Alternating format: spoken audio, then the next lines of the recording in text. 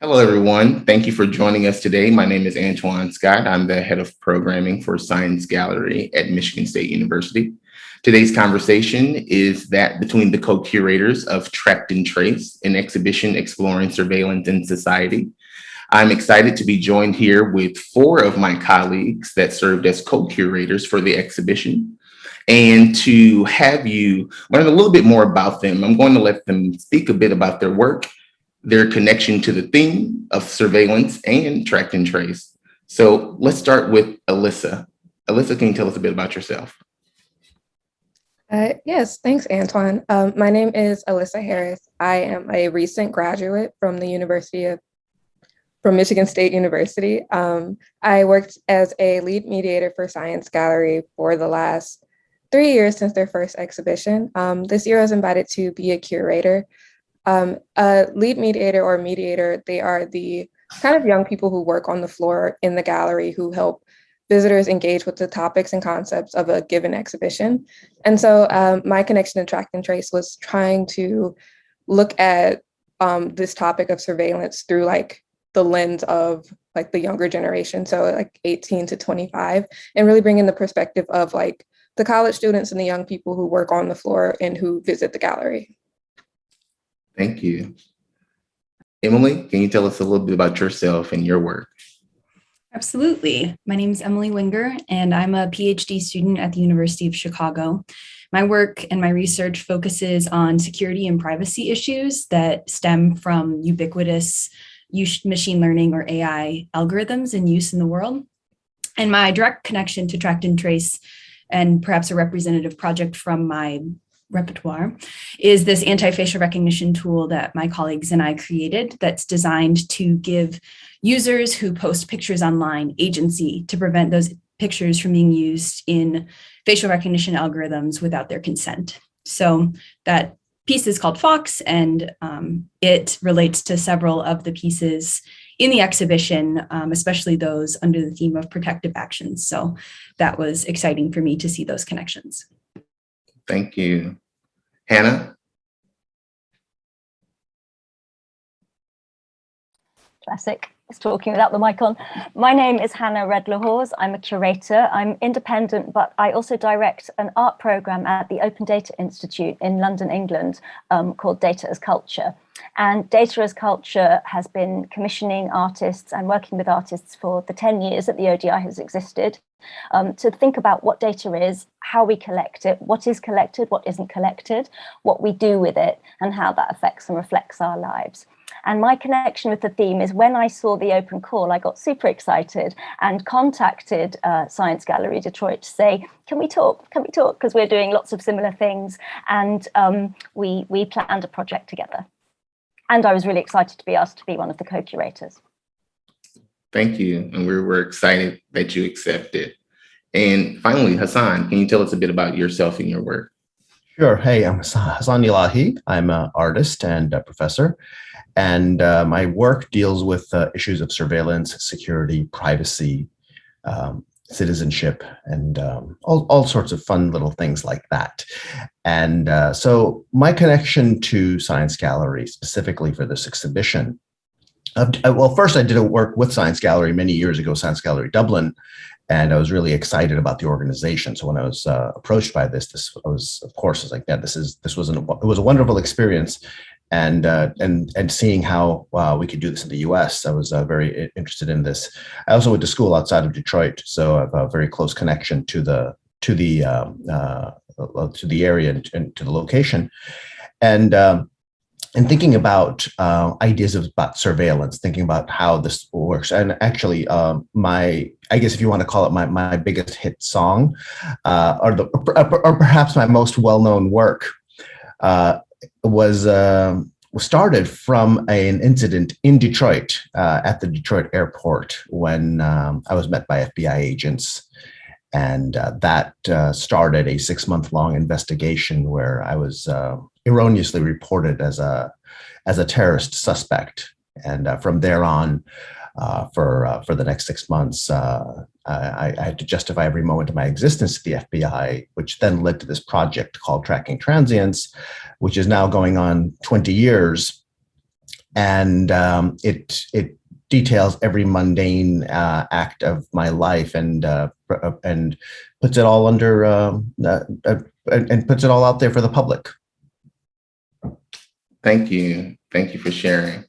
So before we hop into specifics about the exhibition, I thought it'd be important that we discuss a bit of the open call process.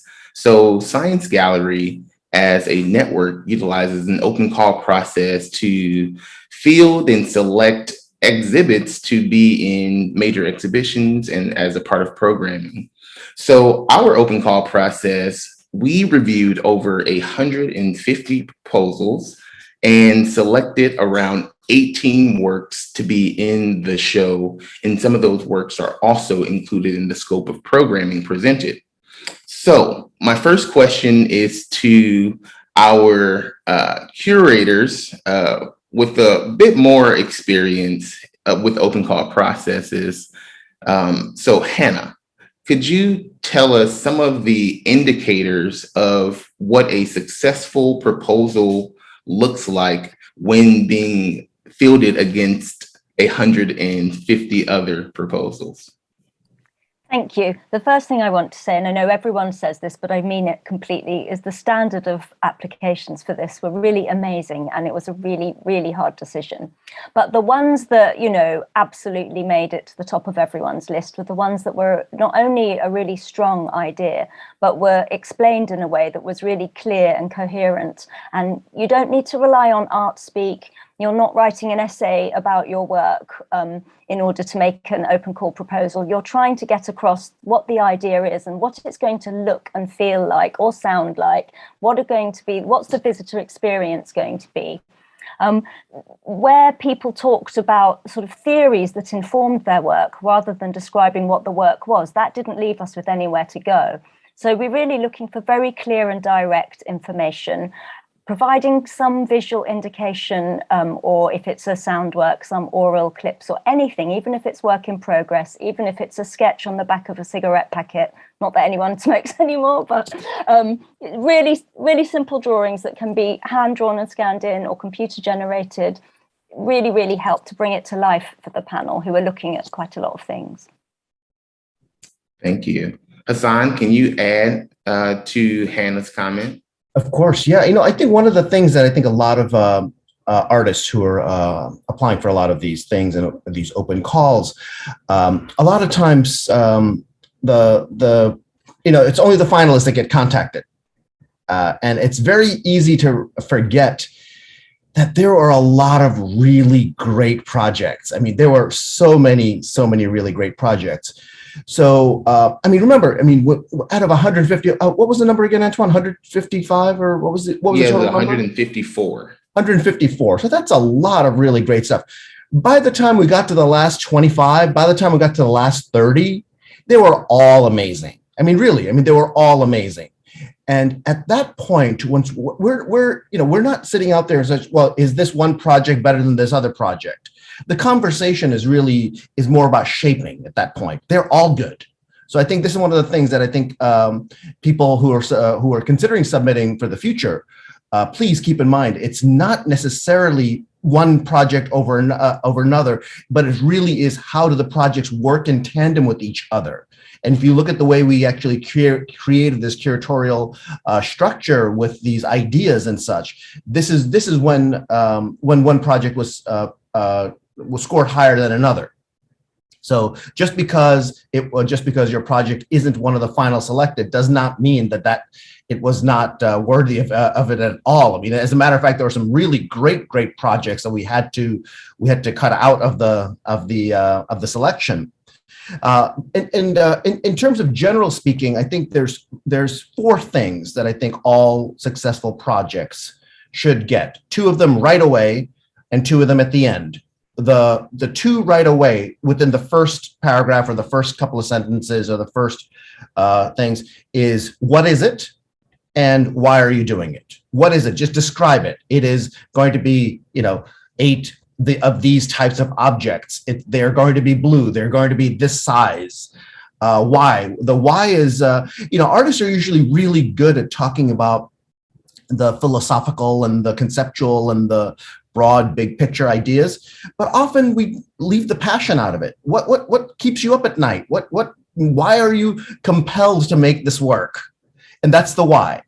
And at the end, I think a really successful open call should also hit 2 points of why you and why right now. Why do you have to make this? And why does this project have to exist right now? And if you put the 4 of those, the what and the what is it, why are you making it, why you, and why now, I think that's a really good format for any open call process. Those are some really good tips, Hasan. Thank you.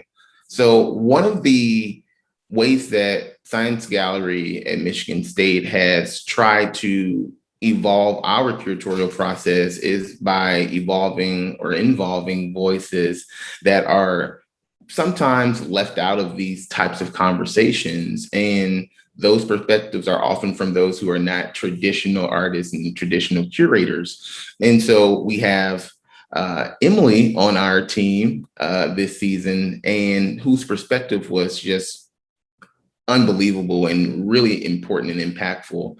So in regards to your exploration of the open call process, Emily, how did you find yourself situated as you began to explore these proposals and make selections? Was there anything that you found important from your experience as a researcher or from your experience as someone who is connected to the theme? Yeah, that's a great question. I would say I was certainly intimidated when the submissions began rolling in, just because I'm not an artist, I'm a mathematician and I'm a scientist. And so that perspective in that world is pretty foreign to me. But I think one thing that became immediately apparent, and this is a problem in the writing of scientific papers as well, is the need and the value of empathetic communication across disciplines. And in science, that failure happens when papers are written in such technical terms that nobody who isn't an expert in the field can understand them. And I think in this curatorial process, there were proposals that were written in, I think Hannah's word was art speak, that were inaccessible to me. And so obviously this is perhaps a unique curatorial process, but I personally really appreciated the artists who made the effort to bridge the gap between the art world and the common folk and communicate in a way that really made their proposal obvious and evident to me, using those factors that Hasan highlighted of the why and why now. So that was something. And in general, I was just really impressed by the breadth of creativity and the future thinking on the part of the proposals that I saw. I was inspired to think differently about my own research in, this very technical field by the visions that were cast in the proposals. So that was really great to learn from. Yes, you mentioned something that's really important, how the exhibits and proposals are communicated to the public. It's one of the most important factors that I think I had in terms of selecting and understanding how Science Gallery works with our Mediator network, and how important it is then for them to be able to understand the facts and also communicate that to an audience that is, really interested to learn. And so with that being said, Alyssa, you are a Science Gallery superstar, and you are also, you've been with us since the beginning at Science Gallery at Michigan State as a mediator. Being involved in this process as a co-curator, was there anything that stood out in particular from your experience over your 3 years at Science Gallery? Yes. So like you mentioned, I had been working as a lead mediator at Science Gallery since the first exhibition, which was in 2018. I think it was my sophomore year of college. And so just over the last 3 years, working with Science Gallery, there really is a commitment to just empowering youth voices and youth perspectives, especially from the people who are on the floor. And something that stood out to me, aside from just being invited to be a curator, which was such an amazing opportunity, is just that in the curatorial process, my opinion or my say or my vote for a piece was treated just as valuable and just as important. And so really taking in that perspective, like I don't come from a perspective of like surveillance, or necessarily I haven't been in the high art field for a few years or anything, but my perspective of, well, how would this piece function in a gallery, or is this engaging? Or if I was a mediator looking at this and I read this description, could I read this piece? Could I understand this piece? And then could I have a conversation about it? And so one of the most important things for me when I was going through the open call, and I think Hannah mentioned this earlier, was just the idea of like visitor engagement. Like, is this piece compelling? Does it make sense? Can we have a conversation about it? And is it relevant?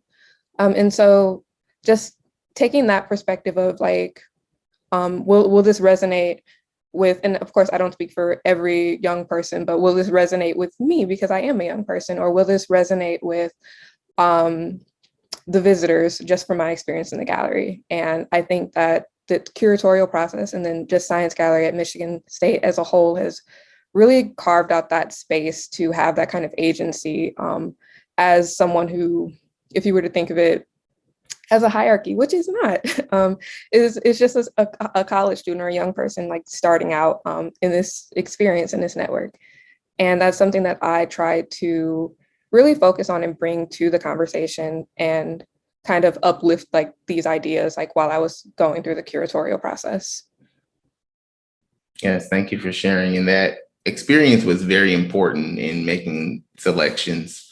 So as we take a step back from the process, I think we should focus or look at the sub-themes in which we grouped our exhibits under and how we began to articulate what the physical representation of the show looked like. And those sub-themes are surveillance capitalism, inequities and marginalizations, reclaiming agency, and protective actions. So when looking at surveillance capitalism, I'm going to ask Emily to talk a bit more broadly about that theme within the exhibition, and perhaps how important it is to begin to articulate those types of ideas within surveillance capitalism to the public. Absolutely. So the surveillance capitalism moniker is, as some of you may be aware, from a book called by Shoshana Zuboff from a few years back called Surveillance Capitalism. And the premise of this idea is that our data we live in a society where data that we produce is monetized and we don't have any say in it. And, whether or not you agree with that framing of it, I think that reality is real, that we are a digitized society in which things we do are taken from us that we don't even realize are being taken and used in ways that we don't understand. And I think that though certainly awareness is growing around the reality of that state of the world, that it's important to explore it through so many lenses. And I think the pieces in this theme and in the exhibition in general do a good job of poking at this idea and helping us to understand the breadth of this problem in today's society, as well as specific areas that perhaps we hadn't considered before, in which our data is taken and monetized and used outside of our control. So the specific themes, or the specific exhibits, one that I found particularly interesting was the promiscuous router dance, because I think about like very technical ideas and the notion that like Wi-Fi data can communicate private information about us that is just kind of propagated because of insecure practices on the part of companies is pretty scary. That like I can just use my home network and all of a sudden like information about me is carried around the world or around my local environment at the very minimum. So in general, I think those the exhibits under that theme will hopefully provoke conversations among attendees about what is happening to your data and what data is even being taken from you that you don't know is even being produced. So I'm excited about those particular exhibits. Yes, I am too. I think that they are really well positioned to begin to articulate the ideals of surveillance capitalism to audiences that may not be as familiar with the technical specifics of what it actually means to be surveilled and have your data, manipulated or gathered without your permission. So yeah, that's a really well pointed statement, Emily. Hasan, is there anything within the surveillance capitalism spectrum of the show that you found interesting, or a way that we began to articulate that sub-theme? Yeah, I think it's really great to see like how some of the pieces came together in some of them, because I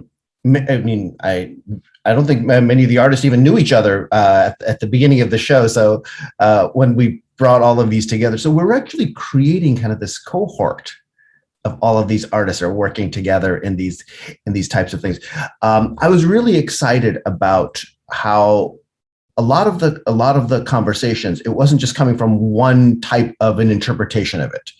I think it was really interesting. Like, it's funny to talk about the positive side of surveillance, but there were a lot of really interesting projects that were coming in from so many different angles that I thought was really that was important for us to address in this type of things. And also, I think one of the things were really that stood out to me are a lot of the outliers. The projects that don't necessarily fit a traditional model, or the projects that don't fit within a nicely, neatly defined parameters and boundaries. I mean, yeah, we did create these sub-themes and all that, but many of them can move around, and that's the really great thing about a very successful project. So, I'm thrilled to have the level of work that we're presenting here, because this really shows some of the more cutting-edge artists in the world right now. Absolutely.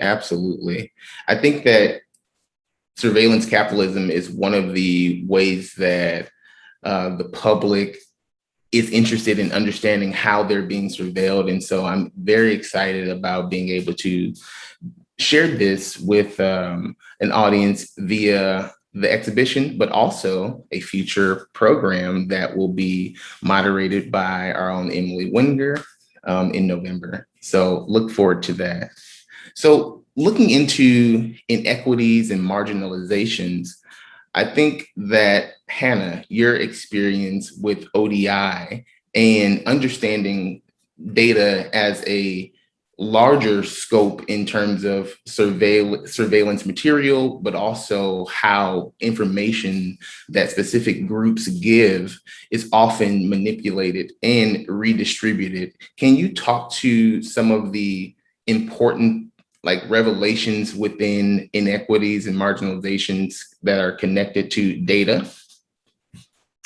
Well, I think a really important thing, which Hasan just mentioned as well, is that it's not all dark and it's not all concerning. There are really quite a lot of upsides to sharing data.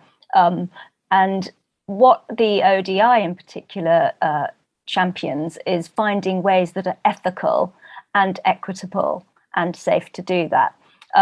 But I think that it is without question that the surveillance capitalism model that's sort of taken over is working faster and harder than some of the other models that are trying to provide a better balance, and that affects the way people feel. I mean, I'm not sure if you want me to talk more generally about these particular projects, or if you want me to talk about the commission. Yeah, I think that the commission that we partnered with ODI on will be a great way to segue.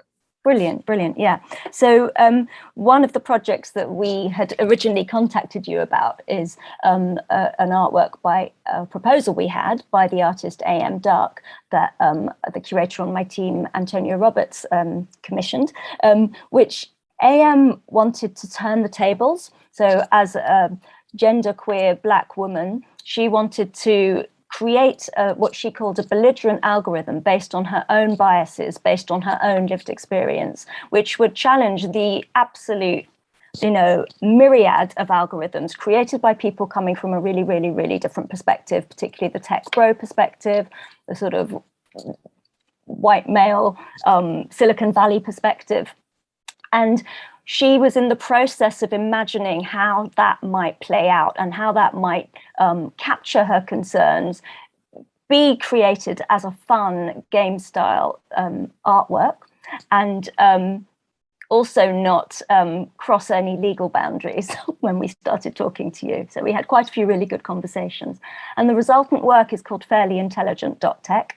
And it is a website where you can go to, where you're invited to be interviewed by an algorithm, to be a kind of ethics moderator. But things might not go as well as you might expect. So it's quite a sharp piece. It's quite brutal. It's very funny, and it's very challenging. And it reveals a lot of different biases in a lot of different ways that you cannot leave that piece of work without having rethought a whole load of entire systems. But I think people should go and play it. Absolutely. I think that the game will reveal itself and perhaps reveal yourself to you in many ways. I'm very excited about this partnership and this commission with AM Dark. So let's talk about reclaiming agency. I think that we've mentioned through a couple of comments that the exhibition and the theme of surveillance isn't always negative. I think that we need to also explore some of the positive ways that technology has been used or can be used to improve our lives or simply just connect us to each other.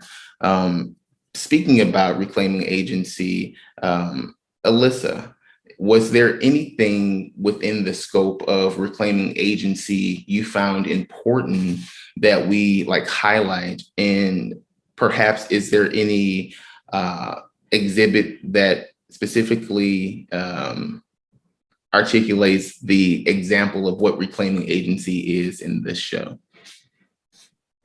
Yeah, absolutely. I think that the in the process, it was, as others have mentioned, just a little refreshing to see these kind of positive or more positive pieces, especially when you're going through just the open call. And there are so many amazing pieces, and a lot of them do focus on a lot of the negative aspects or the scarier aspects of surveillance. And so I think the concept of reclaiming agency is not only positive, but empowering.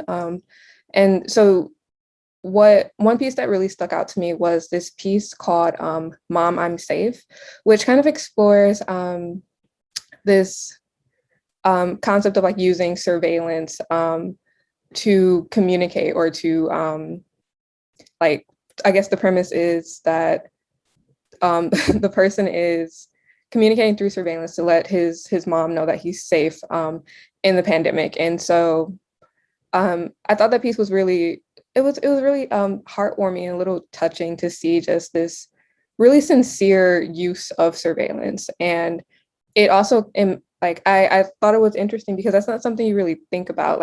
I can, as a person, I can use these structures, use these tools that are kind of designed to be a little more negative, a little more creepy, but I can take them back for myself or reclaim that agency and then use it in a way that's productive, in a way that's personal, in a way that, a way that, sorry, I'm losing my train of thought. But yeah, I thought that just this having I think there are 3 pieces that fall under this category. It's empowering, and it gives people the opportunity to look at surveillance and these tools and kind of take them back from these negative areas and use them in a way that's productive and positive. Yeah, you're right. Mom, I'm Safe is really heartwarming. I think that to process and to be met with this proposal in the times that which we did, like a global lockdown, it was refreshing to see the use of surveillance technology to really strengthen a family's connection, and also give the sign of true safety when our safety has been so unstable due to the pandemic. So yeah, I agree. I agree that this is an amazing way to show surveillance tech in a positive in a positive light. I mean, it's kind of important to remember that all these surveillance systems are built on networks. And what are networks? Networks are things that link us, and we wouldn't be able to be so surveilled if we didn't have the flip side, which is the way that we can keep in touch. And yeah, but what I love about the show is it reveals all the problematic issues, but it brings a lot of humor, a lot of fun, and a lot of opportunity to think, well, actually, how can I keep the good side and challenge those difficult aspects? Antoine, I wanted to follow up with that in the fact that artists as a profession, we have a different level of agency than many other professions. And I think a really critical thing that happens is that artists are inherently subversive. We're inherently defiant. There's a certain level of misuse of things that artists do. We misuse tools. We misuse procedures. That's part of the creative process and coming up with something new. So I think there's something really beautiful about watching how inherently different artists operate in this type of a thing, and especially when you're dealing with these types of surveillance structures and things. Why is it that every authoritarian regime, and going back from the beginning of time, why is it the first person that they start persecuting are artists? Because artists give those ideas. And this is something really interesting. So it's a level of agency, and it's the level of the whole, if you want to call it civil disobedience, if you want to call it the defiance that comes with challenging existing structures of the norm. I think this is something that many of the projects that we've selected also describe. So we tend to, as a society, we may tend to have this overall idea of what it is. And then here comes these other artists and these projects that completely upend that thought that we had and that stereotype that we had. So this is, I think, something really refreshing and really exciting about some of the works in the show. Yeah, thank you for adding that point. I think it's really important that we understand, the investigation and the critiques of these topics are really driven by creative ideals. And those creative ideals are, coming from people that have these lived experiences, and not oftentimes this technical connection or an academic connection to the thing, but have been truly affected. And I think that's really important to understand. Yes, the first to be persecuted is the artist, and the second is the scientist.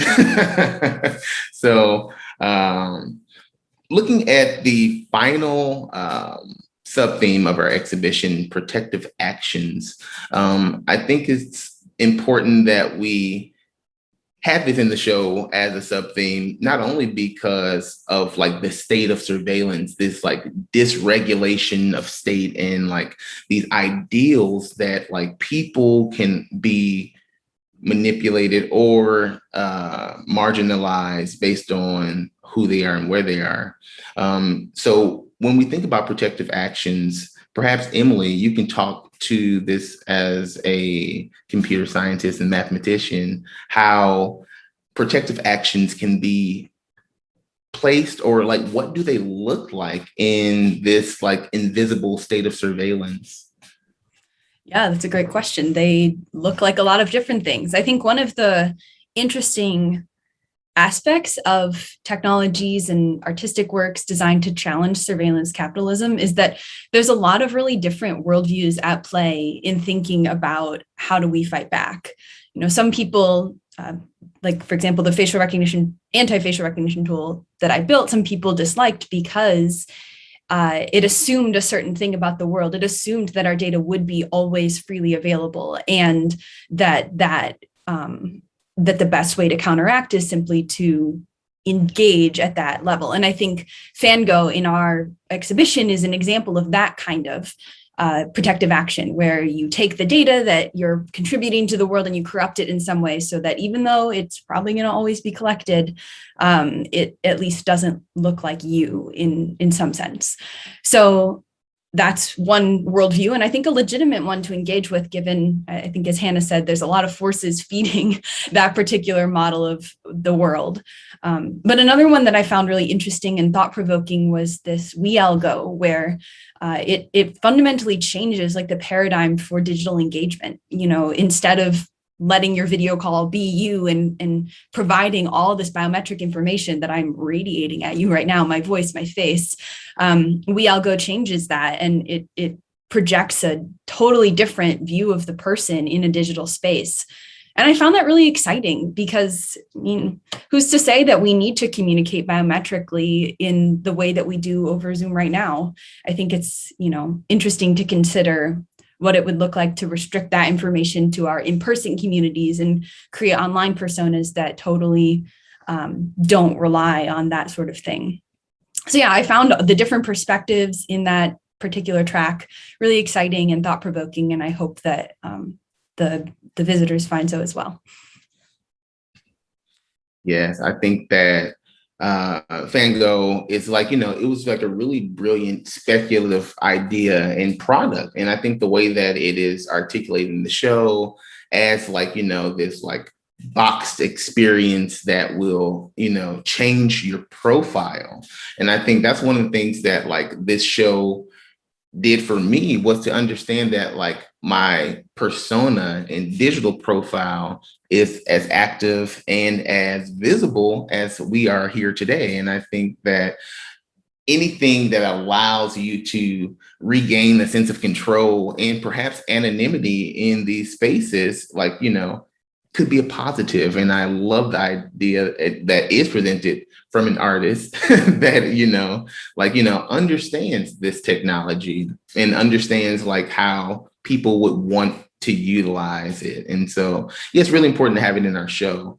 Hasan, you mentioned earlier in our conversation your connection to surveillance as a person, but also how you began to define that experience and to share exactly what that experience was. I think that is something that is a way of protective action, a way that we like, you know, expose like certain ideals or like, you know, attacks on us. And so one of those ideas that you helped articulate, and for me as a co-curator before we met, was through surveillance. And could you explain what surveillance is and how it is a protective action that could be associated with surveillance? Sure. So the term surveillance was coined by Steve Mann a bit in this the cyborg, and so he basically broke this down in surveillance. If you break it down to the French word of watching from above, and surveillance being watching from below. So, you know, we generally tend to think of Big Brother as someone like, you know, like the being watched from above.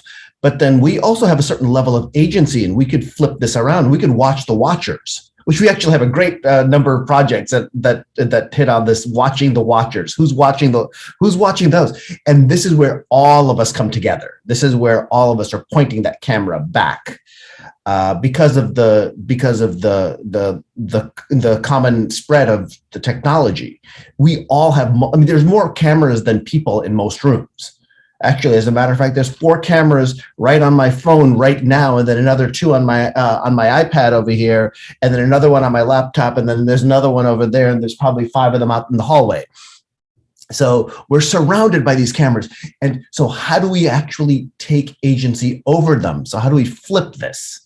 And I think there's a couple of projects that do this. Well, I mean, what am I saying? A couple. There's many of our projects that we selected have this other side of like actually this thing of education, of awareness, and it's really important for us to think about as curators when we're putting this together, what the mission of the organization is. What's the mission of the venue? It's an educational museum located inside of a university. So there needs to be that side of things as well. So I think it's great that someone can come in and maybe not necessarily think about, well, what's actually happening with my data, and then actually learn about it from an experience working through the arts here. So I think this is a really great way of how the arts can talk about some really heavy topics and and really just, I mean, as it's called, to spread the gospel of the arts in this way, but actually be able to use different types of daily concepts. I mean, all art was contemporary art at one time.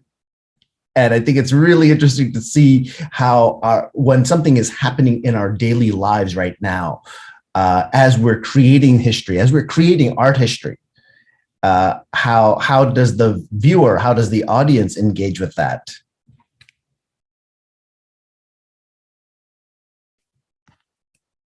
All right. Thank you for that, Hasan. I think that, we have so many pieces in the show that, are grouped under these sub themes, but as you mentioned, Hannah, and as you mentioned, Hasan, they really are able to seat and be seen in other sub themes. And I'm really glad that we have such a well-rounded show that is actually, I think the best way that we could, present such hard themes, such, strong ideas to be consumed and then hopefully taken into the world and, shared, talked about, and otherwise, actually a learned experience, how you mentioned, Hasan. And it's really important for us at Science Gallery to continue with the learning within this experience. And we're doing that through our programs that are associated with the Tract and Trace exhibition. And we are articulating these programs via 3 tracks. Those tracks are conversations, workshops, and performances. Some of the performances are taking shape as poetry slams. So we'll have a poetry slam led by our community engagement manager, Natasha T. Miller, world-renowned poet, in November. We also have a workshop in October with the transdisciplinary artist Stephanie Dinkins, which is exploration called Binary Calculations Are Inadequate to Define Us. And this workshop will be a really intimate experience with Stephanie and a group of people, both in East Lansing and in collaboration with the University of Michigan Stamps Gallery, that there's a co-creation of data sets and questions being asked within those data sets that actually are ethical, humane, and caring. I think that we're just blindly clicking answers that are defining our digital profiles and not really interrogating why those questions are being asked. And I think that this Stephanie Dinkins workshop is going to really be eye-opening in terms of how questions, how are asked, how data is collected, and ultimately how that information gets used. And so I'm really excited about that. And the host of conversations that we'll be having, from our surveillance capitalism exploration to getting deep into some of the ideas of what our data means beyond our lives, such as exploring the right to be forgotten. That was another revelation in the research of this exhibition that, was really intriguing. And I think that we will have people who've been articulating that discussion, such as the artist Paulo Sirio, who has worked in the exhibition, one of those being Street Ghost, which is a public art display of individuals scraped from Google Earth. And it really shares what is privacy in the eyes of these large companies, but also, is it private if we are still seeing you, if there's no anonymity? So yeah, I think it's a really interesting public art display in East Lansing, but he's also going to help us articulate it through this conversation with Sarah Legason, who is a researcher and professor at Rutgers University and also the author of Digital Punishment. And in that conversation, we'll also have representatives from the Hamtramck Free School who are exhibitors in the Track and Trace exhibition. And their piece is called Sentinels Over Oblivion. And that piece is really poetic. It explores the relationship of surveillance from that of the incarcerated, formerly incarcerated, and their family members.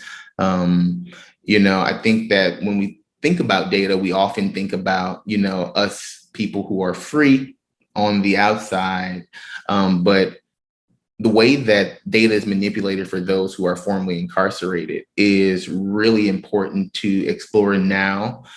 There's been some regulation globally, but here in the United States, there is still a lot of work to be done. And hopefully that conversation with Paolo, with the Hamtramck Free School, and with Sarah is eye-opening in another way that we continue to learn about these ideas that surveillance brings about.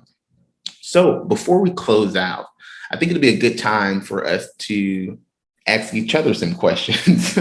Is there anyone who has a question for our co-curators about perhaps their work or perhaps about their experience within this exhibition? Any hands? Hasan? I have a question for Alyssa because you're really the most audience-facing person in this group. So, what's the one project that you're really excited about talking to the audience? And when you're doing your conversations with not only the groups but the individuals and so many of the people that are coming in and out of the gallery. Hey, that's a great question. Thanks for asking. I think one of the pieces that really resonated with me that I thought was really interesting was Only Bands by Lena Chen, which I think, so it's a game that it's a piece that uses gamification to look at the censorship of like marginalized bodies and specifically like related to like sex work. And I think that pieces that are kind of gamified are always a really, really interesting conversation starter and engagement, because in a lot of ways, some of the pieces, the visitors will like walk in and ask questions like, oh, what is this? What do I do? What am I looking at? Versus almost universally, a lot of people know like, hey, this is a game, I can play it. And so there's less intervention from the mediators like at the beginning. And so people will play the game, and then after that, you can have a conversation about the experience. It's a model that's worked well in the gallery for like the past 3 exhibitions. Some of the games we've had before, like the mediators could play alongside with the visitors. And I think that not only is gamification as a way of interaction and engagement really, really interesting, but the subject matter of the piece is a little provocative, and it's, I think, just like talking about it and engaging with visitors from this one particular like lens of like, hey, this is about censorship and sex work, but it also is about censorship in your image and your body in general, and how that can kind of like cascade into just different conversations. A lot of times what we see in the gallery is like, you start off with a piece that's about a very specific thing. And by the end of the conversation, you're just talking to a person about their experiences and your experiences. And I think that piece in particular, along with a lot of the other pieces, even like Street Ghosts, which Antoine mentioned, is a public art work. That piece I've already talked to about people like just in my everyday life, because it's so interesting and like refreshing and unique. And so I think, yeah, that's one of the ones I'm excited for.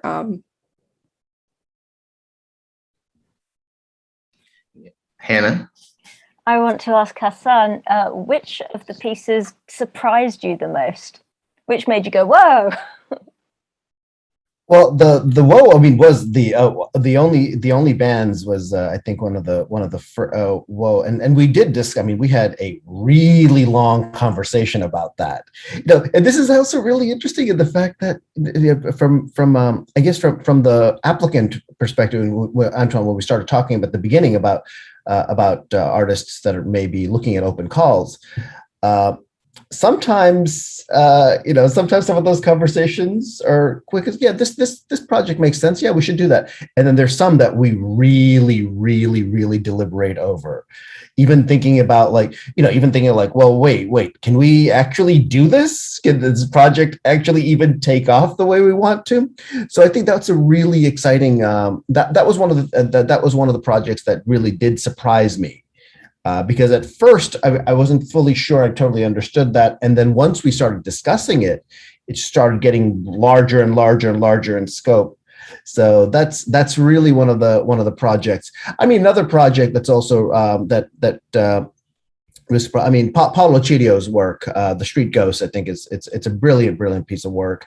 It's a very different kind of an engagement, because it's one of those like really quick, it's like you're looking at it, it's like, whoa, this is Google Street View, this is the street ghost, this is the person there. And I'm also really curious on how that's going to translate in East Lansing with that. So because it is so specific to the spot. So yeah, I mean, so between those two projects, I was really excited. But there's so many other ones I really want to see the show. I know it just finished install, so I think I'm ready to make a trip up there to go check it out. It's also been really amazing. You mentioned artists as the first responders earlier on, or the first people who get picked on. But of course, the news recently about only bands stopping sex work and then bringing it back on, it's absolutely, the artist was right there at the coalface, sort of recognizing that issue, which is explored through the work. It's fascinating.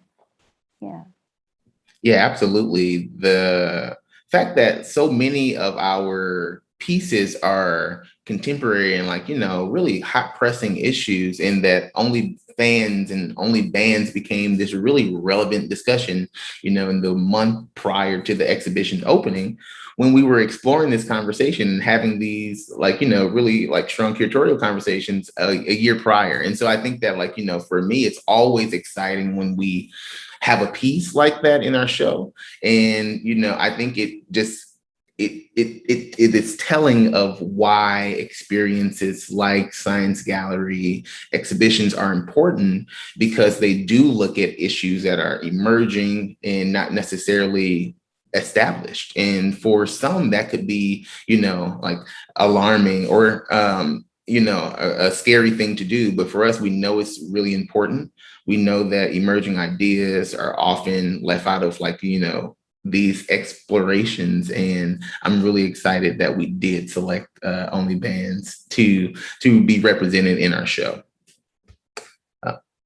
So with that being said, I'd like to thank everyone on the call today for their contributions. Emily, Hasan, Hannah, and Alyssa, your contribution to the Track and Trace exhibition is really we can't really define how important it was for us.